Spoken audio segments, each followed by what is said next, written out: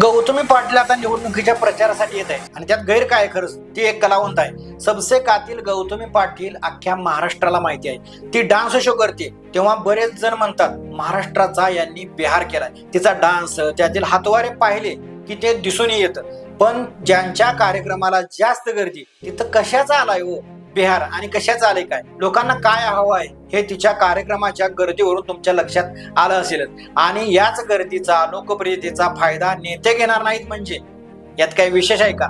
चंद्रपूरमध्ये नगर परिषदेच्या निवडणुकीसाठी काँग्रेसच्या उमेदवाराने तिचा रोड शो ठेवला.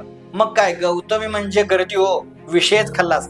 या गोष्टी आपण बिहारमध्ये पाहिल्या होत्या. मग आता महाराष्ट्र मागे राहतोय. एक कलाकार आहे ती, भूतकाळ विसरातीचा. सध्या हाच ट्रेंड आहे, कारण कसंही वागून फेमस व्हायचं, नंतर फेमस झालं की वाईट हातवारे संस्कार सगळे विसरतात लोक. मग तिला चित्रपटात घेणं असो किंवा प्रमोशन असो, इतकंच काय तर दहीहंडी सारख्या सणांना सुद्धा असेच डान्स शो बहुतेक नेते ठेवतात. बाई नाचली पाहिजे म्हणजे गर्दी, असंच समीकरण सध्या आपल्याला पाहायला मिळते. आता या नेत्यांच्या भाषणाने गर्दी होत नाही, मग काय असं काहीतरी त्यांना करावं लागते. गौतमीला काय पैशाशी मतलब, शेवटी तिची कला आहे. ती बैलापुढे नाचलेली सुद्धा आपण पाहिले. संस्कार वगैरे शब्द फक्त भाषणात वापरायचे असतात. या सगळ्यात गौतमी संस्कारी झाली ही गोष्ट मात्र चांगली आहे.